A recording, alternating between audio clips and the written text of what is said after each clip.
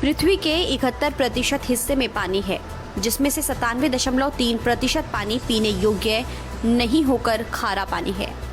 बाकी 2.7% मीठा जल है, जो हमें नदियों, झीलों, तालाबों जैसे संसाधनों से प्राप्त होता है। और यही 2.7% पानी से पूरा मानव जीवन चलता है। इसी से आप समझ सकते हैं कि जल को बचाने के लिए हमें कितना संवेदनशील होना चाहिए। इसी को ध्यान में रखते हुए हर साल सितंबर में आखिरी रविवार को विश्व नदी दिवस मनाया जाता है। नदियों की रक्षा को लेकर 2005 में इसे मनाने की शुरुआत की गई थी। Britain, Canada, America, Bharat, Poland, दक्षिण अफ्रीका, ऑस्ट्रेलिया, मलेशिया और बांग्लादेश में नदियों की रक्षा को लेकर कई कार्यक्रम का आयोजन होता है। भारत में अनादिकाल से नदियों को देवीय महत्व दिया गया है। पूर्वांचल में पवित्र नदियों के किनारे छठ पर्व किया जाता है। छठ पर्व दीपोत्सव के छठे दिन मनाया जाता है। इस दिन महिलाएं नदी के पानी में खड़े होकर सूर्य को अर्घ देती हैं। लेकिन दूसरी तरफ गलत नीतियों, मानव द्वारा फैलाए जा रहे प्रदूषण और कई स्वार्थियों के कारण अनेक नदियों का अस्तित्व समाप्त हो रहा है।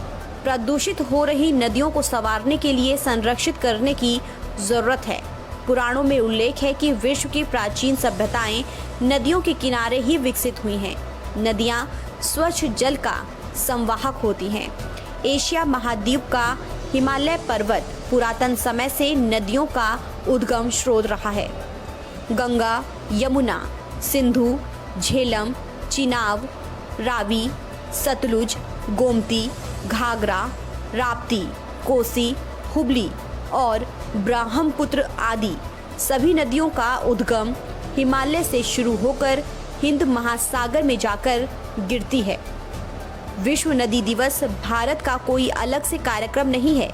पुराने लोगों द्वारा कहा जाता है कि सालों पहले भारत की नदियां 12 मासी यानी 12 माह बहने वाली होती थी, लेकिन अंधाधुंध पेड़ों की कटाई के कारण नदियों ने अपना अस्तित्व खो दिया। वर्तमान में हालात ये हैं कि ग्रीष्म ऋतु में भारत की सभी नदियों का जल सूख जाता है। CPCB की साल 2020 की रिपोर्ट के मुताबिक भारत की जिनदायनी कही जाने वाली ये नदियां खुद खतरे में हैं। 521 नदियों के पानी की मॉनिटरिंग करने वाले प्रदूषण नियंत्रण बोर्ड के अनुसार देश की 198 नदियां ही स्वच्छ हैं, जो छोटी नदियां हैं, जबकि बड़ी नदियों का पानी भीषण प्रदूषण की चपेट में है। 1998 नदियां स्वच्छ पाई गई हैं। इनमें से ज्यादातर दक्षिण पूर्व भारत की हैं।